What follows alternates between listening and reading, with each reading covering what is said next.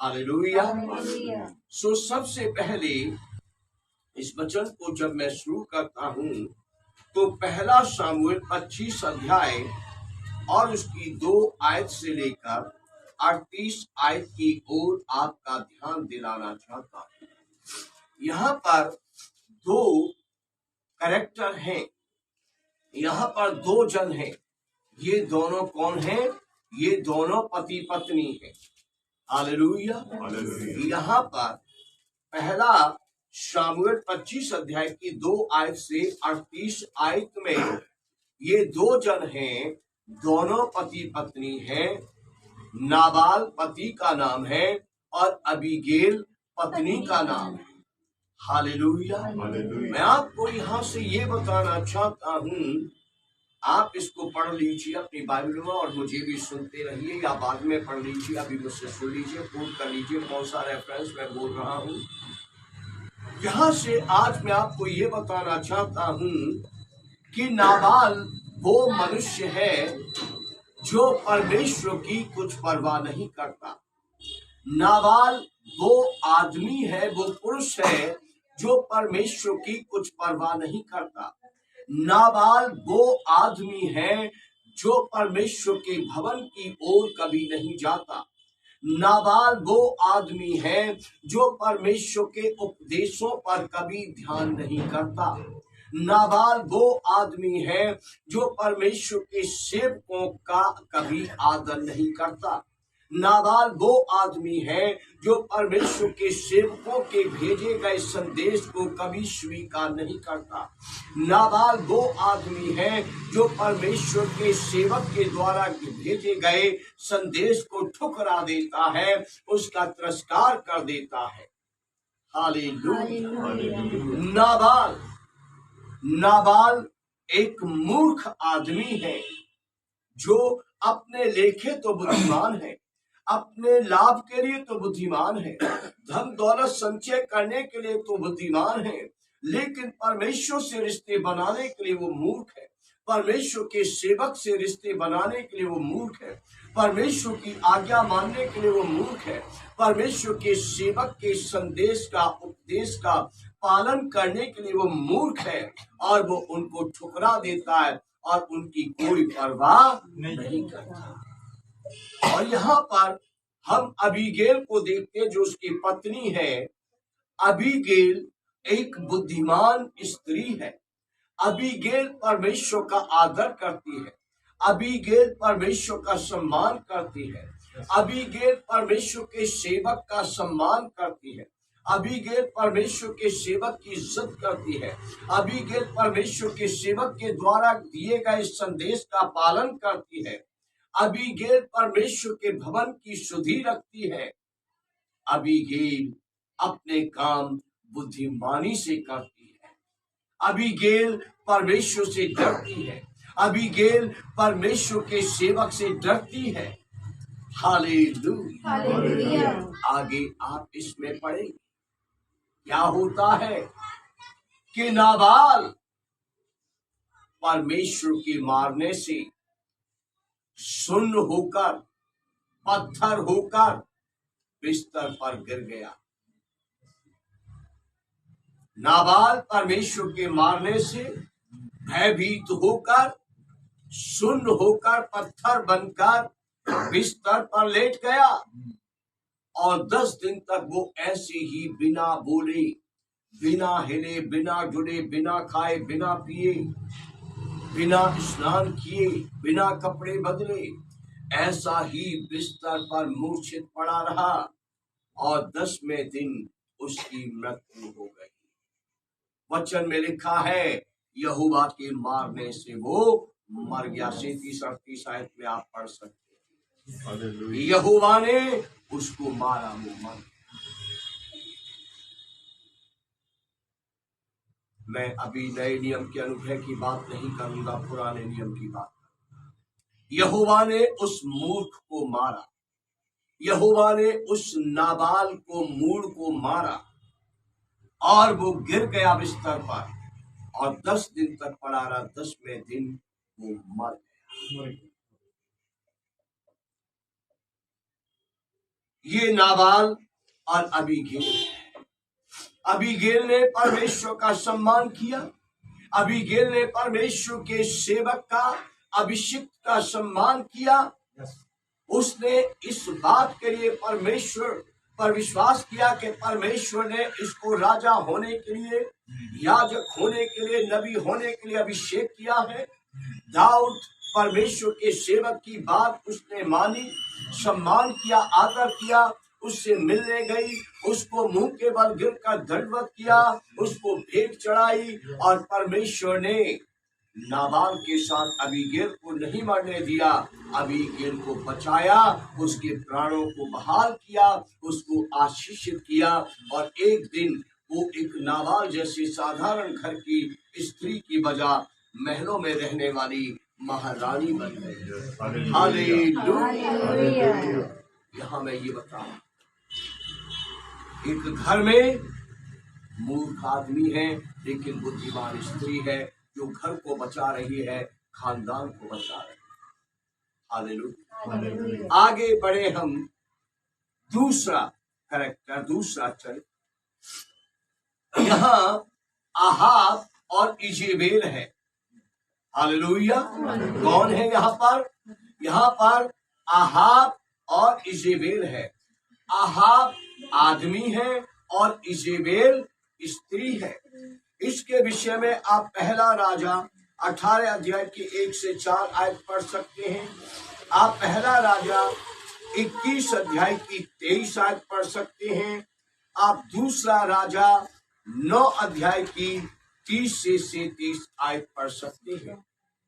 Ahab, यहाँ जो Ahab आदमी है ये परमेश्वर से डरता है, ये परमेश्वर का आदर करता है, ये परमेश्वर की इज्जत करता है।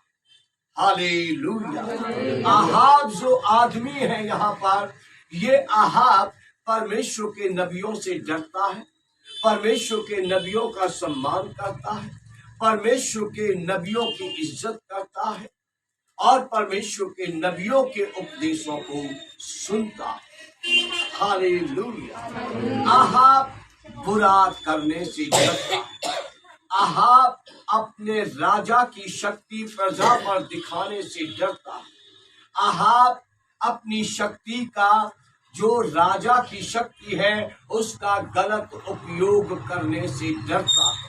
आहाब के अंदर परमेश्वर का डर है, परमेश्वर का भय है, और वो परमेश्वर की भक्ति में रहता और परमेश्वर के सेवकों को सुनता है, परमेश्वर के सेवकों का आदर करता है, इज्जत करता है।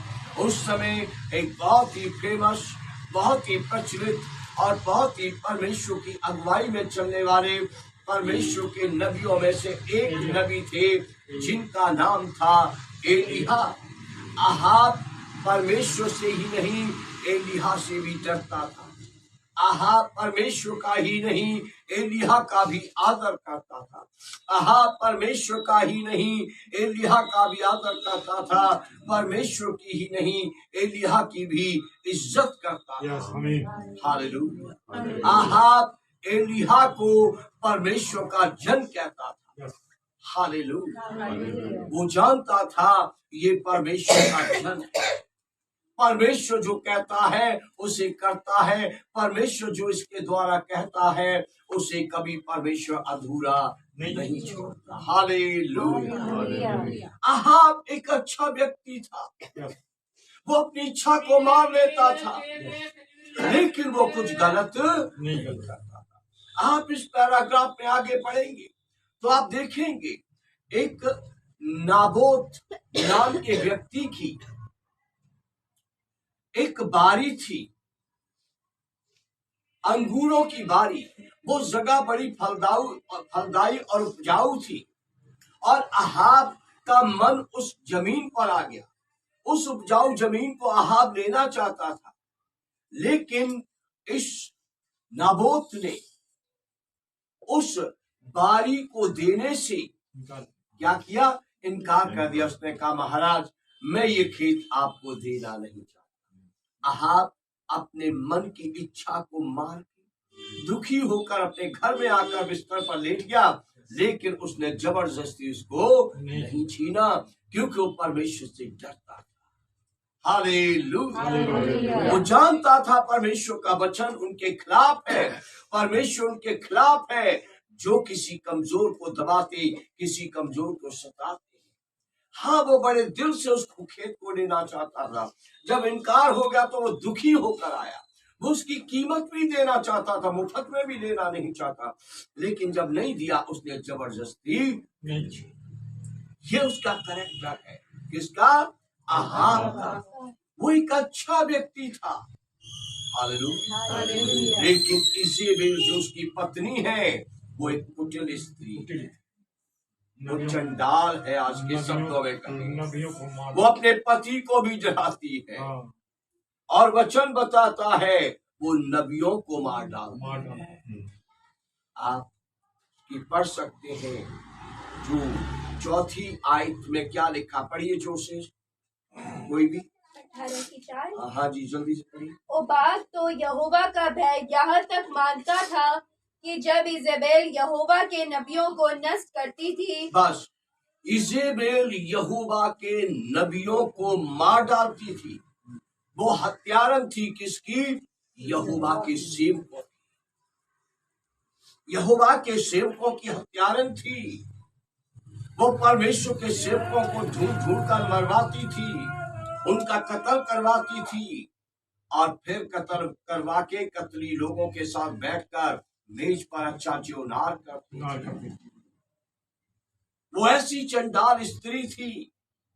उसके दिल में दया नहीं थी, उसके दिल में प्रेम नहीं था, उसके दिल में ममता नहीं थी, उसके दिल में तरस नहीं था, वो दीन नहीं थी, उसके दिल में परमेश्वर का डर नहीं था, उसके दिल में परमेश्वर का भय नहीं था, वो परमेश्वर का आदर नहीं करती थी, वो परमेश्वर की इज्जत नहीं करती थी, वो परमेश्वर के वचन का आदर नहीं करती थी, वो परमेश्वर के वचन का सम्मान नहीं करती थी, वो परमेश्वर के नबियों से चिढ़ती थी, वो परमेश्वर के उपदेशकों से चिढ़ती थी, परमेश्वर के उपदेशों से दूर भागती थी, परमेश्वर के उपदेशों का तिरस्कार करती थी, और उसका मन बुरी बातों में लगा रहता था।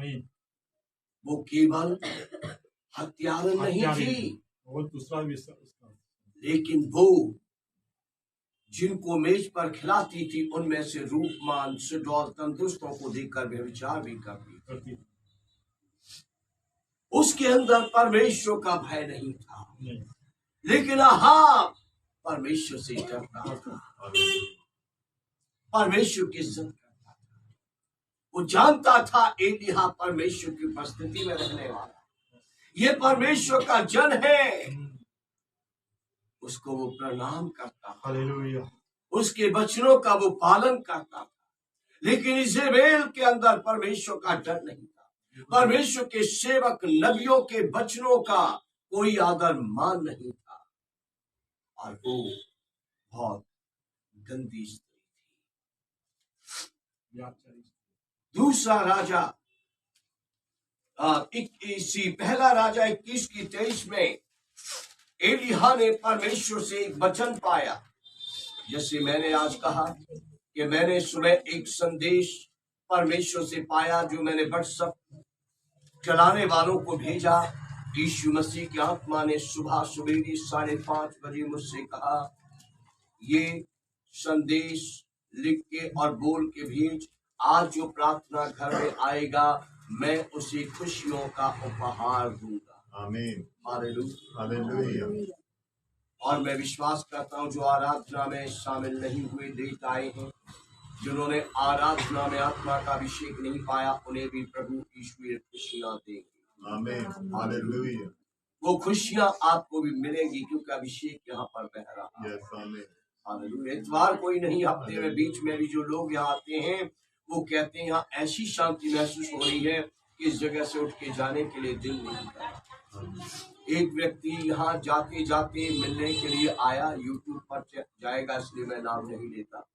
उसका दिल्ली से फ्लाइट थी, और जाने से पहले वो यहाँ से मिलते हुए जाने के लिए आए कि पासवान को जो दिल में आया ऑफरिंग देकर जाएंगे, मिल के जाएंगे। यहाँ से चंडीगढ़ एयरपोर्ट जाना है, फिर दिल्ली जाना है, दिल्ली से फ्लाइट लेनी है, और वो यहाँ आके बैठे, चाय पानी कोल्ड ड्रिंक्स वगैरह पी, बातचीत करने लगे और उनके साथी उनको इशारा कर रहे थे घड़ी की तरफ कि घड़ी देखो चलो। और वो कह रहे कि मुझे पता नहीं क्या हो रहा है, यहाँ तो इतना पीस महसूस हो रहा है, यहाँ इतना अच्छा महसूस हो रहा है कि मैं बयान नहीं कर सकता। यहाँ से उठ के जाने को मेरा दिल ही नहीं कर रहा। यहाँ पर सेंटी लगी हुई थी, यहाँ वो बैठे हुए थे और वो कहते हैं यहाँ से उठ के जाने को दिल ही नहीं कर रहा, लग रहा है यहाँ सब मिले। हालेलुया, ये अभिषेक यहाँ बहता है। आज जो प्रभु ने कहा वो करेगा। मैं कह रहा था आपसे कि पहला राजा 21:23 में परमेश्वर यहोवा ने अपने सेवक एलिय्याह को कहा। हाजी पासी प्रसाद मसीह जी पढ़ दीजिए ऊंची आवाज में। 30। हाँ जी। और इजबेल के विषय में यहोवा यह कहता है, हाँ जी, इस्राएल के किले के पास कुत्ते इजबेल के खा डालेंगे। हालेलुया। यहोवा परमेश्वर इस प्रचंड स्त्री, इस चंडिका स्त्री के बारे में, इस औरत के बारे में, पापनी व्यभिचारिणी के बारे में ये कहता है कि ये साधारण मौत नहीं मरेगी, इसे रानी के समान मिट्टी नहीं दी जाएगी। इस्राएल के किले के पास कुत्ते इसका मांस नोच नोच कर खाएंगे। समझ रहे? और ये हुआ दूसरा राजा 9 अध्याय की 30 से 37 आयत में। जब येहू राजा बना और जब वो दूसरे राजा को घात करके राजपाट लेने के लिए महल की ओर आ रहा था, तो इजेबेल क्योंकि घिनौनी स्त्री थी, नहा धो के सुरमा लगा के बाल संवार के खिड़की में आकर खड़ी हो गई कि वो तो मुझ पर मोहित हो जाएगा, महल में आएगा, मुझसे मिलेगा। और वो उससे खिड़की से बात करने लगी। येहू पर तो आत्मा का अभिषेक था, वो शारीरिक बातों में नहीं था। उसने आवाज दी, मेरी और कौन है, कौन? और वहां पर शायद देखा 3 खोजे खिड़की में से राजा येहू की ओर ताकने लगे और उसने आदेश दिया, इसको ऊपर से फेंक दो। खोजों ने तुरंत महारानी समझकर नहीं, एक साधारण स्त्री समझकर उसे उठाकर फेंक दिया उस जमीन पर। और वहां लिखा है कि घोड़ों ने अपने खुरों से उसको रौंद दिया। जब येहू महल में चला गया, थका हुआ भूखा था, खाने पीने लगा। फिर उसको कुछ परमेश्वर की ओर से हुआ। उसने कहा, वो आखिरी राजा की पत्नी, एक राजा की बेटी थी, उसे रानी के समान मिट्टी दे दो, राजकुमारी के समान मिट्टी दे दो।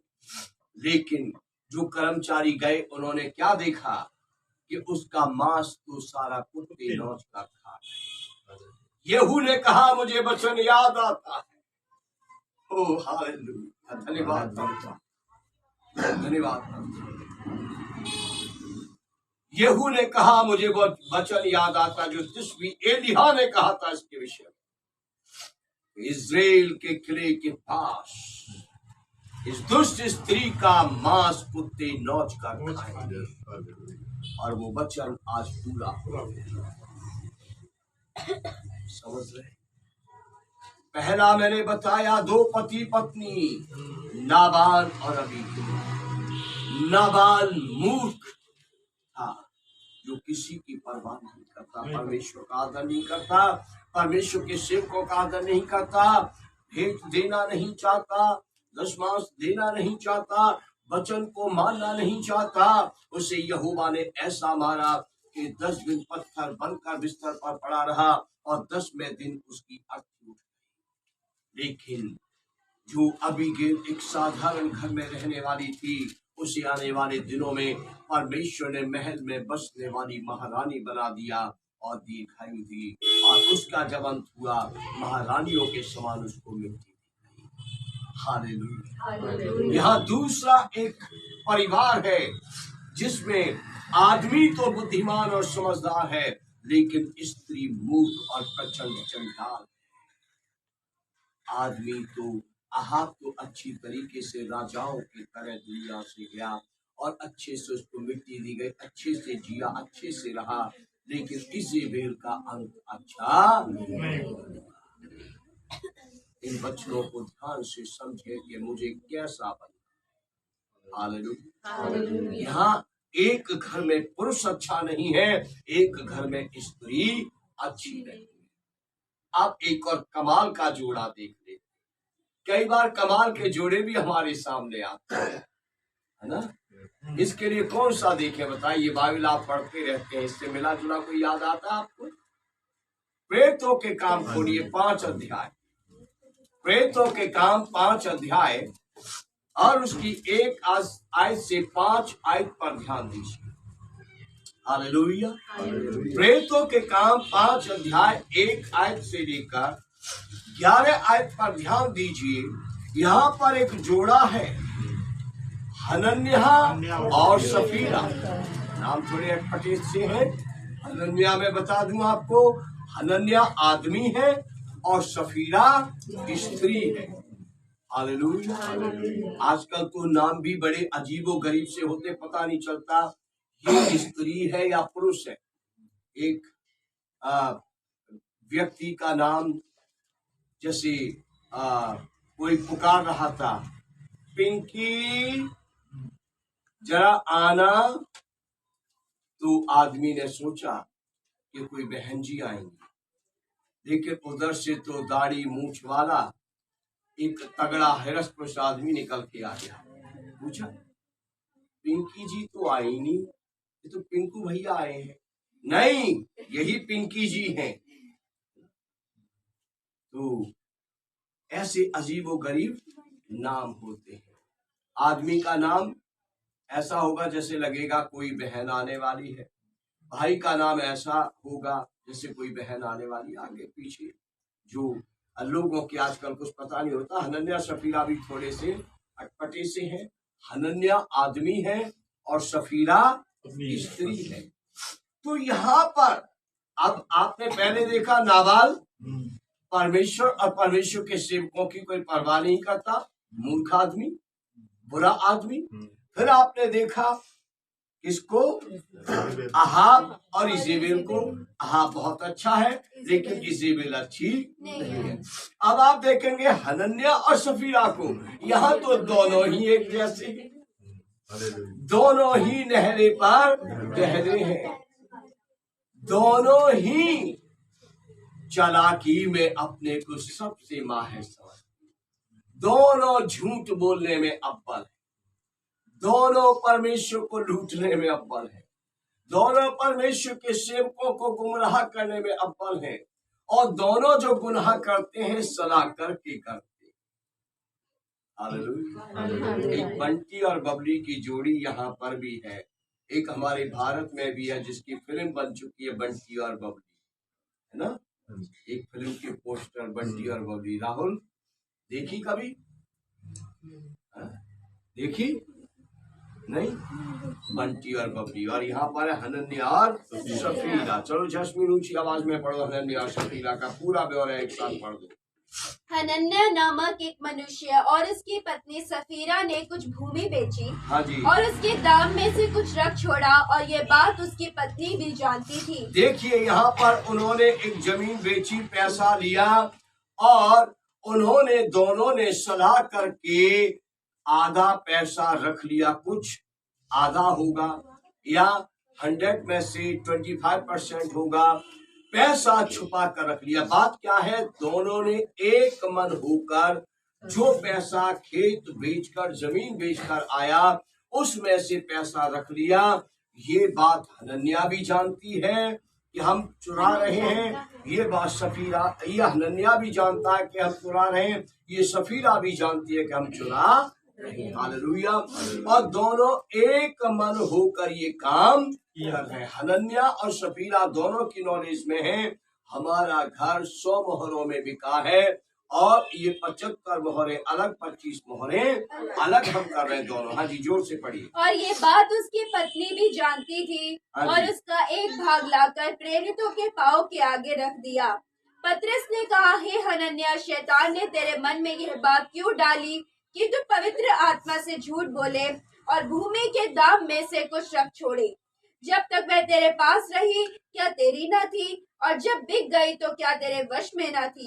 तूने ये बात अपने मन में क्यों विचारी? तू मनुष्य से नहीं परंतु परमेश्वर से झूठ बोला है। हालेलुया। हनन्याह जब परमेश्वर के सेवक के पास आया पैसे लेकर, उसने कहा हमने जमीन बेची है और ये उसके पैसे हैं, हम सारे पैसे सेवा के लिए लेकर आए हैं।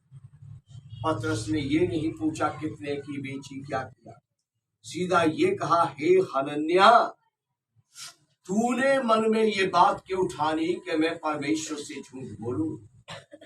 क्या जमीन जब नहीं बिकी थी तब तेरी नहीं थी? क्या जब तूने बेच दी तो सारा पैसा तेरा नहीं था? सारा पैसा तेरा है। तू एक भी पैसा मत दे, सारे पैसे रख ले, पर तू एक भाग लाकर सारे पैसे चुरा कर घर में रख कर ये क्यों कह रहा है कि ये वो पैसे हैं जो जमीन बेचकर मैंने प्राप्त किए हैं, ये सेवा के लिए भवन में लाया हूं।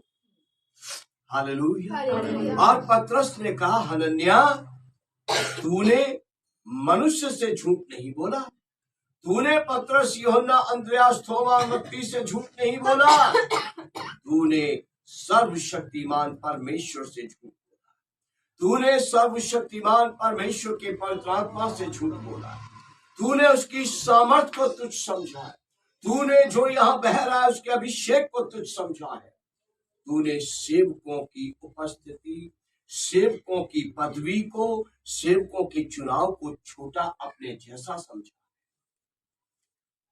तूने ये अच्छा और क्या हुआ? ऊंची आवाज में पढ़े। ये बातें सुनते ही हनन्याह गिर पड़ा और प्राण छोड़ दिए। हालेलुया।